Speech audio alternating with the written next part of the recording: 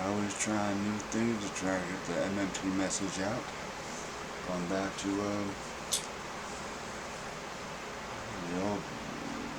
the old bag now, the macroeconomic book here, and I'm still on chapter 6. The sectorial balance, and I'm at revisiting stocks and flows, 6.3, page 91 if you have the book. And don't worry, after this, I'll be moving on. This channel is going to be changing a little bit, not by much, but just a little bit. This channel's had many names over the last few years.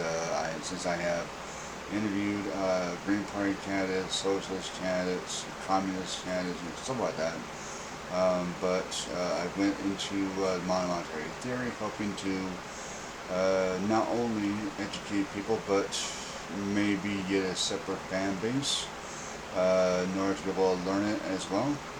That hasn't transpired as well as I would hope. Probably due to presentation and my communication style. So that's why last time you probably heard like a different type of voice. A lot of times, if I don't feel like I'm communicating clearly enough, I will try to change my cadence. I will try to change the way I speak. That sometimes does help. Anyway, so you may hear some different voices in terms of how I pronounce words and try to be more precise in my enunciation of the words. But anyway, so revisiting stocks and flows, 6.3 flows. In this section, we re-examine the concept of stock and flow variables, which were briefly outlined in Chapter 1. This will enable us to clearly set out the relationships between deficit spending and saving, and between financial deficits and debit or debt. This section clarifies these fundamental accounting relationships. Flow variables are measured over time.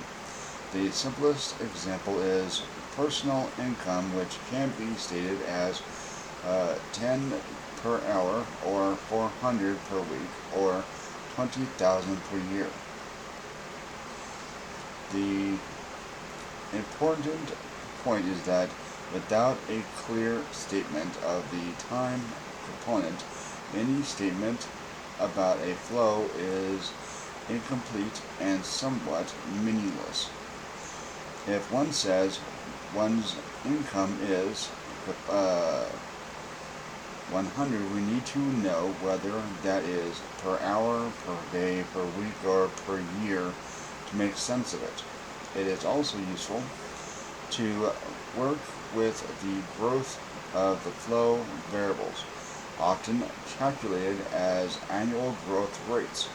For example, your employer might offer a labor contract that provides for annual cost of living increases equal to 4% per year. In the first year, you will receive 20,000, while in the second year, you will receive a wage income of 20,800, or 20,000 plus 4% of 20,000, which is equal to 800. What flows? When we speak of the flow of a river, it is obviously water that is flowing, measured in terms of thousands of cubic meters per second. However, it is not so clear what is flowing when we discuss flows of income and expenditure. For example, what flows to provide a wage income equal to 20,000 per year? The simple answer is dollars. You work for your employer for 8 hours a day, 5 days a week, and after 2 weeks you receive an electronic transfer for the sum of 800, ignoring here, for simplicity, any possible deduction for taxes, and benefits. Even on payday, it is difficult to think of the electronic transfer as the dollars that were flowing while you were working, as we will see in Chapter 9. The payment, say, in the form of an electronic transfer is just an IOU issued by your employer's bank that is denominated in your nation's money of account, dollars in our example. In fact, we can conceive your work for hourly wages as an implicit accumulation of the IOUs of your employer over the course of the 2 weeks during which you worked. You earned a flow of wages equal to $10 for each hour worked, received in the form of an implicit promise from your employer to pay you in dollars at the end of the 2-week period. Indeed, in the event of a dispute, the court system would recognize the legal obligation of your employer to pay dollars to you for hours worked.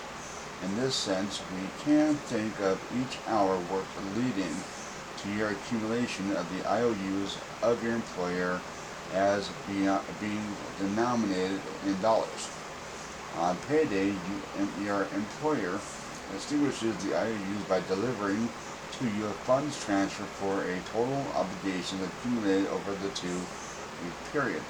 Two important conclusions follow from this example. Flows are measured in terms of money. The money of account is how we measure flows of income or spending.